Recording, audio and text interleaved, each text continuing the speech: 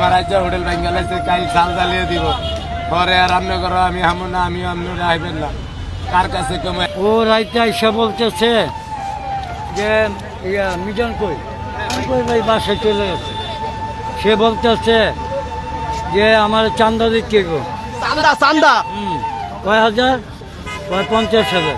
আমি তো চান্দা না কি এটা মিজানের সাথে বললেন, আমার সাথে বললে লাভ নাই। সে এক পর্যায়ে আমার ভ্যান গাড়িতে আমি শুয়েছিলাম সেই কালার জয়রা আমার চাইনা নামাই রয়েছে।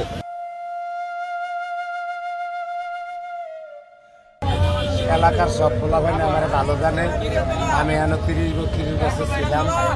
আরো 2 দিন বললো আয়া টকিয়া গেছে কাল 3 দিনের পরে আয়া বেড়ারে কিলাই এটাও ভাঙছে বেড়ায় ডরে গিয়া ওই বিল্ডিং এর সামনে দারোয়ানের লগে আসিল।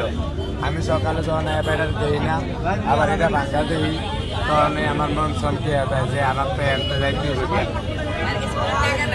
কইছে ওই 50,000 টাকা চাঁদা দিব, নাইলে এ এলাকায় দোকান করতে পারবো না। আমি কই ভাইটা আমার সাথে না বললা তার সাথে বললাম। আপনার দোকান যে ভেঙে ফেললো এটা আসলে কি আশঙ্কা করছেন? আমার অনেক অলানের চেষ্টা রয়েছে আনতে অনেক কথার স্টেমের দিলে আমার সরকার ঘরে যাইতেই গিয়া এরম অবস্থা হয়েছে সোজা কথা। আমি ক্যারাবানতে কইতাম না আমার যে লোক আসলে হেরে দিলাম। আমার কথা হয়েছে আমার আপনারা টুকে হাইবেন না যদি হোটেল না থাকে রাইতে এমন আছে আগুন জ্বালিয়ে দিব পরে আর আমারে পাইবেন না। আমি চাইতেছি আপনারা যখন আইছেন আমার বাপদাদার ভৌতিক সম্পত্তি প্রশাসন আর সরকার যেন একটু তাড়াহুড়া করে নগদে যেন একটু বসিয়ে দেয় এটাই আমার খাওয়া। 3:30টার সময় আমি কর্ম করি, আমি ড্রাইভিং গাড়ি চালাই। এই এখন আগারগাঁও গেলাম, আগারগাঁও থেকে ডিউটি শেষ করে আসলাম। কালকে রাত্রে 3:30টার সময় আসলাম। আমার কোম্পানির গোডাউন থেকে গাড়িতে মাল নিয়ে যাইব হইলো সেনামালঞ্চ। তো ওদেরকে বলছি আমার বাসার সামনে নামাই দে, তো করে নাস্তা পানি খাওয়া বিদায় করে দেবো। মিজান ভাইয়ের দোকান থেকে আমার নিয়ে একটা সেলফি তুলবা, যেহেতু আমি ভাইরাল। এখন কাটা দিয়ে ঘুরানোর সময় দেখি মুরব্বীর নিচে, আর যেই লোক ওনারে মারতেছে সেই লোক উপরে। যেই লোকে মারতেছে ওই লোকের চেয়ার হলো 10 নম্বরের দিকে, ওনার চেয়ারও ওই দিকে। ওই রাস্তার মাথা থেকে দেখি মুরব্বীরে মারতেছে। যখন দৌড়াই আইছি টাইনা উঠাইয়া মনে করেন তারা হেল্প করছি, বাঁচাইলাম। জনগণে মিল্লা ওই লোকের মারছে, ঠিক আছে, উদ্ধার করলাম। সে এলাকারই ভাই বেড়াদার, উনি নাম জানে। চাঁদাবাজি করে, সে একটা দলের সাথে জড়িত, সেটা আমি জানি না। না আমি আমার বলতেছে এই বাইরে রয়েছে মিজান কোথায়?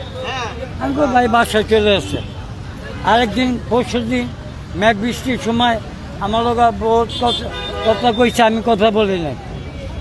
ওই দিনও কথা কইতে গেলে মারামারি হইতো, আমি অবশ্যই তার সাথে কথা বলি নাই।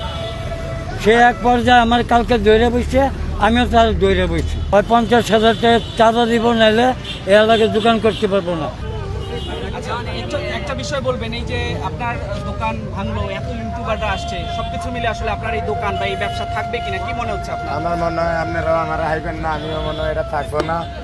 অনেক মানুষের নজর হয়ে গেছে। আমি আগেও কইছি যে বাদামালয় আমার সহ্য করতে পারে না।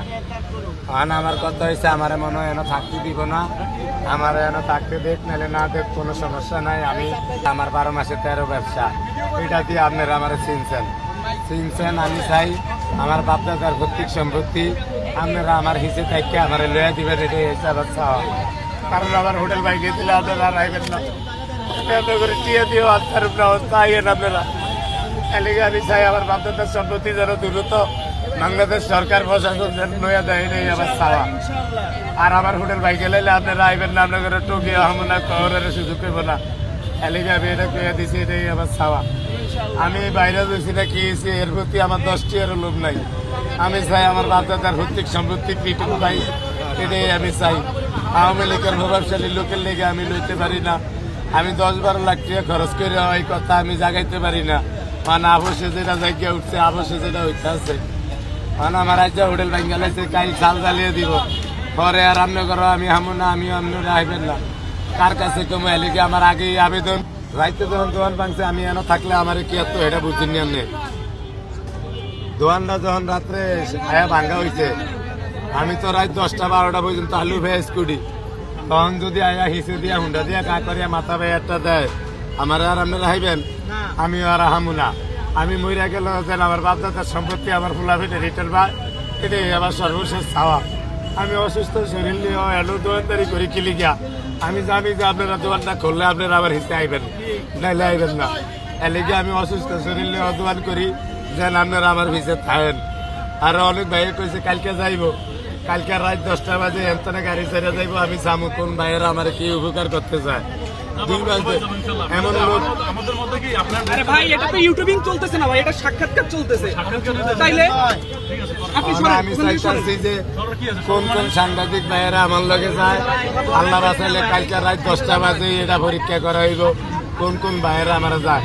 অনেক ভাই আছে মনে হয় 70 দিন না 72 দিন আমার বাইরে জানাইছে, 72 দিনই আইছে।